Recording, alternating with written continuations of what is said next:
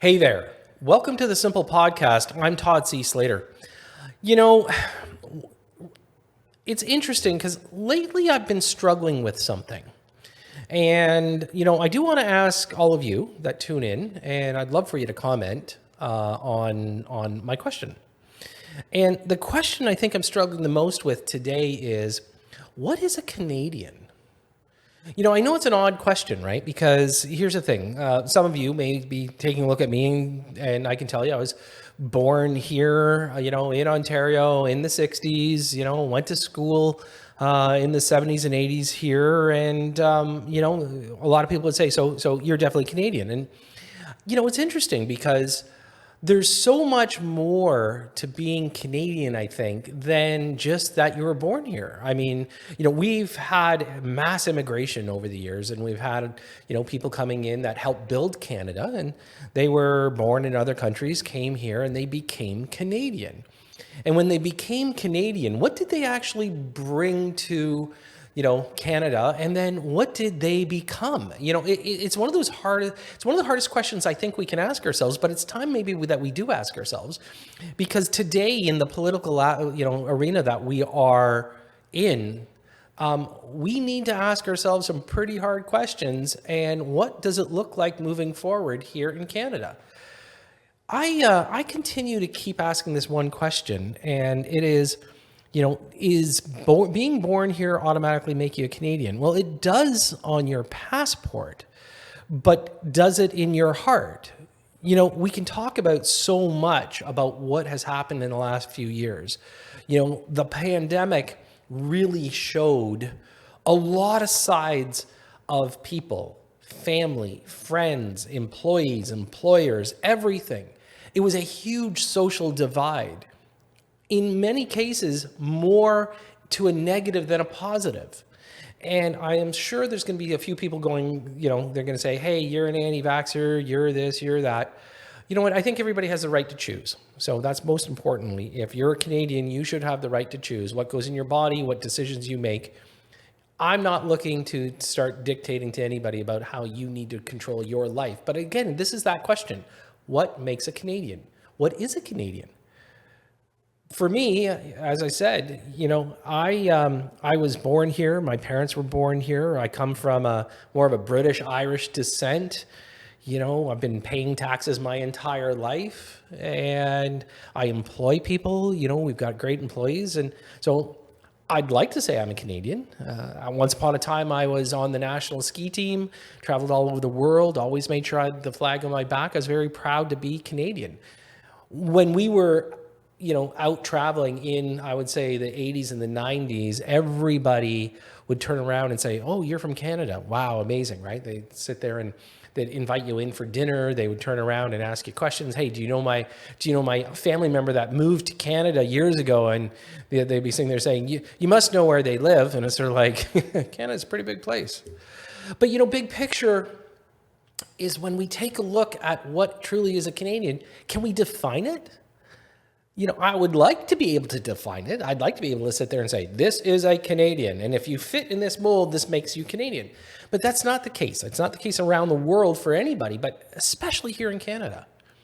When we take a look at, the immigration and what has happened recently, I think what's happened is we've watered down what a Canadian is to the point where we don't even truly know what a Canadian is. We've got a leader that, he wants to call himself a Canadian.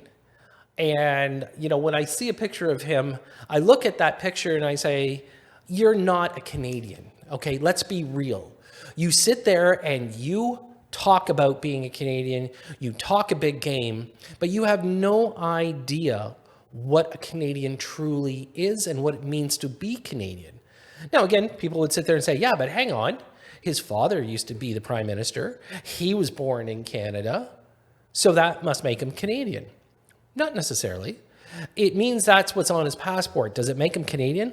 I don't think so. I don't think he has the value or can share the values of a real Canadian. I think that he's completely lost. I mean, he talks about Canadian dreams. He talks about home ownership as if it's just something you don't have to earn. Well, I can tell you, for the people that came and built Canada, you earned it. You earned the right to be a Canadian.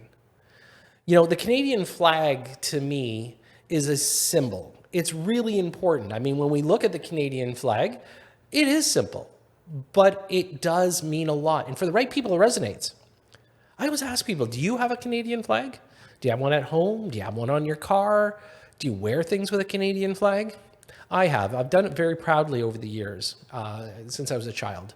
It was one of those things that in school, you know, they'd raise the Canadian flag, we'd sing the anthem, you know, you sing the Lord's Prayer, they don't say the Lord's Prayer. These were all things we were brought up on, but it did have a bit of a unity, especially singing the Canadian anthem. Nowadays, you know, people get triggered from seeing the Canadian flag. We have a group of people now that they decide, you know, protesting's great. All sorts of reasons for protest today. It's unbelievable.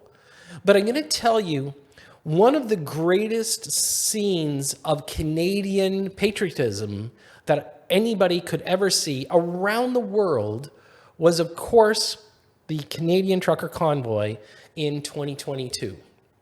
It was probably one of the most incredible sights when you see how proudly a group of people were peacefully saying, listen, this is something we don't want, but we're doing it peacefully. We're doing something amazing here. There was so many shots and pictures, and yet these people were called right-wing.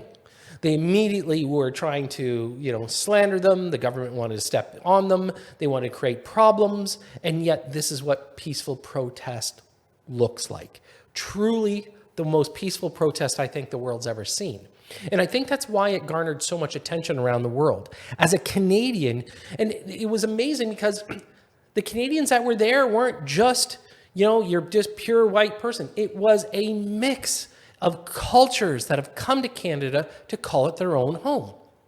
It really was a testament of what the Canadian flag truly does represent. It really does.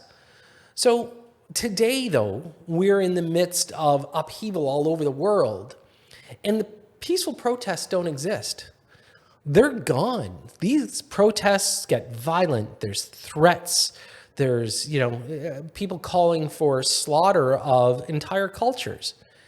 And to me, that's not Canadian. And for those people protesting, saying, I'm a Canadian, but well, where's your Canadian flag? You probably don't have one.